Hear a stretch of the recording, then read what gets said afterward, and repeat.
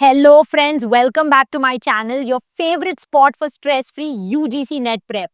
Today we're diving into a high-scoring topic from Paper-1, Unit 10, Higher Education, the Pre-Independence Universities and Colleges of India. These are the iconic colleges and universities founded before 1947 during British rule, and they're almost always asked in the UGC net exam. In this video, we'll cover all the key institutions, their years of establishment, and why some are especially important to remember. Plus, I'll share smart memory hacks to help you score 100%. And of course, we'll tackle some previous year questions together to lock in your prep. But before that, sit back and relax. We have created a special PDF that summarizes this video and provides you exam-ready notes. Just drop a message on the WhatsApp number on your screen or click the WhatsApp link in the description box and we'll send the handy PDF right to you. So let's begin. Let's go back to the late 1700s, a time when the British East India Company was slowly taking control of large parts of India. To run the administration smoothly, they needed people who understood Indian laws, languages, and traditions.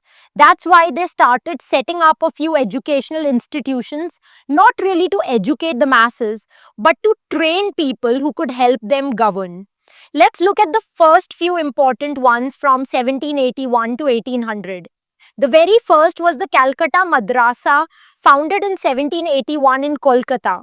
It was started by Warren Hastings to provide Islamic legal education to Muslim students. Next came the Asiatic Society in 1784, also in Kolkata. It was founded by William Jones to promote research into Asian history, languages, and culture. Then in 1791, Banaras Sanskrit College was founded in Varanasi by Jonathan Duncan. This college aimed at teaching Sanskrit to Hindu scholars. Friends, here's a quick way to remember this. Start with the first year 1781. The British followed the divide and rule policy. So first they set up an institution for Muslims. Exactly 10 years later, in 1791, they established one for Hindus. And in between is 1784, Asia in the middle, connecting both sides. Now, let's move on to the next wave, the period from 1800 to 1835. This was a time when education in India took a new turn. Alongside British officials, Christian missionaries began playing an active role, setting up schools and colleges as part of both religious outreach and social reform experiments. In the year 1800, Fort William College was set up in Kolkata by Lord Wellesley. It trained British officers in Indian languages. Then in 1817, we saw the birth of Hindu College in Kolkata. It was founded by David Hare and Raja Ram Mohan Rai to promote Western education among Indians. In the same year, Presidency College also came up in Kolkata, later evolving into Presidency University. 1 year later, in 1818, Serampur College was officially chartered under the Danish government. It offered theology and liberal arts. Then came a bold move in 1828, the Academic Association founded by Henry de Rosio, which played a key role in the Young Bengal movement. In 1830, Scottish Church College was established by Alexander Duff to bring liberal education with Christian values. We now come to Elphinstone College, started in Mumbai in 1834 with the support of Lord William Bentinck. Finally, in 1835, Calcutta Medical College came into being. Also thanks to Lord Bentinck, it was India's first modern medical college. You can remember this phase with a fun mnemonic. A fort was set up by a Hindu president in Serampur with academics from Scotland and elephants from Calcutta Medical. Now look at the years. Remember it like a phone number: 1800, 17, 17, 18, 28, 30, 34 and 35. There's quite a bit of information that you need to remember. So I encourage you to create your own clever tricks like these to boost your recall and make studying more fun. What are some crazy tricks you use in your prep? Comment down below. Friends, you can find this topic explained in detail in my Amazon bestseller, a book in which we have explained complex topics of UGC Net Paper 1 using real-life examples, images and diagrams. In fact, our courseware on UGC Net Paper-1 book is India's only UGC Net book that comes with 100 plus video lectures and 4,000 plus unit-wise solved PYQs. Next, we enter the golden phase of modern universities from 1857 to 1882. These 30 years were very important as the big universities like Bombay, Madras, and Calcutta were set up during this time. This was sparked by the Woods Dispatch of 1854, the Magna Carta of Indian education. It laid down a comprehensive plan for expanding Western style education and establishing universities across India, shaping the country's higher education system for years to come. In the year 1857, three major universities were born together. Remember the big BMC, University of Bombay, University of Madras, and University of Calcutta. This marked the formal beginning of modern higher education in India.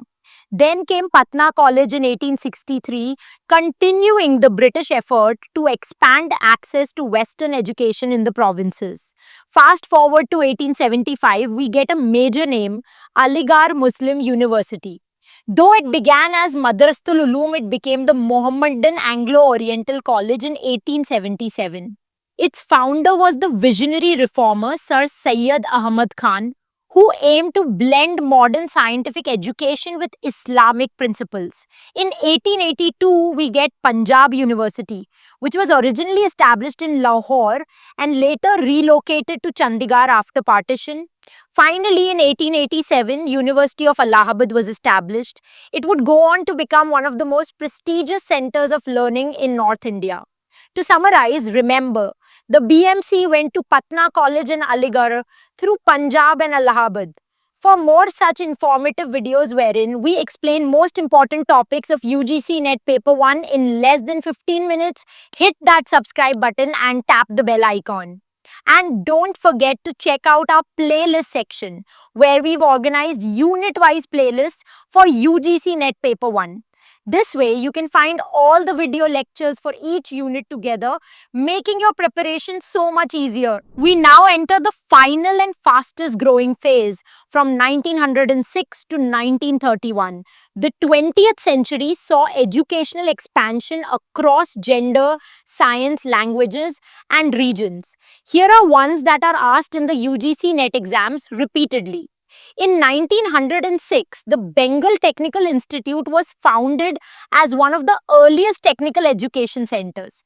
It later became Jadavpur University, a leading hub for science and engineering, marking India's shift towards specialized modern education in the early 20th century.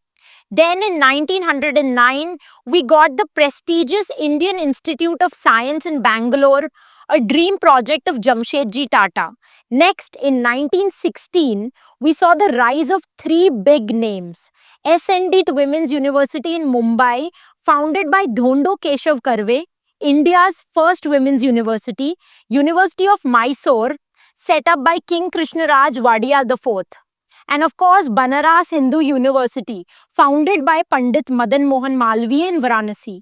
In 1917, Patna University was founded by J.G. Jennings. The following year, 1918, saw the launch of Usmania University in Hyderabad, led by Mir Usman Ali Khan. It became the first university to use Urdu as the medium of instruction. Then in 1920, two universities came into being, Rangoon University, which is now in Myanmar, and Jamia Millia Islamia, which was founded in Aligarh and later moved to Delhi. In 1921, two institutions came up, Vishwa Bharati and Shanti Niketan, founded by Rabindranath Tagore and University of Lucknow, supported by Raja Muhammad Ali Muhammad Khan. Next, in 1922, came the University of Delhi, now one of India's most prestigious central universities. And finally, in 1931, Indian Statistical Institute was founded in Kolkata by P.C. Mahalanobis, a legend in the field of data and statistics. To remember this timeline, try this. In 1916, SMB, SNDT, Mysore, BHU, Then Patna in 17, Usmania in 18, Rangoon and Jamia in 20, Viswa Bharati and Lucknow in 21, Delhi in 22, and ISI in 31. Now friends, let's discuss what to focus on for the UGC NET exam and how to prepare for this topic. Many of you must be feeling really overwhelmed or wondering how you'll ever remember all of this. Here's my first advice: break it down. Don't try to mug it up all at once. Divide it by eras. Tackle one phase at a time. Use the memory tricks we discussed. Come up with some of your own. And soon it'll start to feel easy. Remember, the secret of getting ahead is getting started. Secondly, remember key institutions and their years. Focus on the major colleges and universities we covered. They are asked in the UGC NET exam again and again. Thirdly, know the founders and their contributions. Many questions ask about the founders. Group institutions by their founders to remember them better. Fourthly, use mnemonics and memory tricks. Make your learning fun and unforgettable. Use the tricks we discussed in this video or create your own, whether it's a rhyme, a silly story, a visual image, or a meme reference. Try charts, tables, timelines, or mental maps to connect names, years, and founders. The more creative and fun your method, the easier it'll be to recall under exam pressure. And lastly, practice, practice, practice. Practice previous year questions or mock tests. Solving questions regularly helps you understand how these facts are asked and improves your confidence. Don't just memorize. Practice applying the knowledge. So now let's quickly go over a few previous year questions to give you a clear idea of the kind of questions UGC NET often asks from this topic. First, you may get direct factual questions such as this. Remember our mnemonic in 1916 SMB, SNDT, Mysore, BHU. Using that, we can easily figure out the correct answer. The year 1916 saw the establishment of SNDT Women's University, Mysore University, and Banaras Hindu University. That's BCNE. Usmania came in 1918 and Patna University in 1917, so they're out. So the correct answer is 2 BCE. Second, you may get chronology-based questions. For example, look at this question. Remember our timeline trick? Patna in 17, Osmania in 18, Rangoon and Jamia in 20, Vishwa Bharati and Lucknow in 21. With this, it becomes super easy to figure out the correct order, even if you forget one or two exact years or don't know the years for some universities. You can still use logic and elimination. And that's how we get the correct answer, option 4, B, A, E, C, D. Friends, if you're looking for more PYQs on this topic, you can refer to the Unit N questions in my UGC NET Paper 1 book that provides you 4,000 plus solved unit-wise questions with detailed solutions and hints. But hey, what if you are looking for online mock tests that can help you practice questions in online exam format? If that's what you are looking for, you can join our newly updated online mock test series with a wide range of full-length tests available on the Arpita Karwa learning app. These tests perfectly replicate the UGC NET exam interface, providing you with a real-life exam experience. Plus, after each test, you'll receive a detailed performance report and see where you stand in the All India leaderboard. It's a great way to identify your strengths and weaknesses and level up your preparation. You should also be prepared for match the column type questions.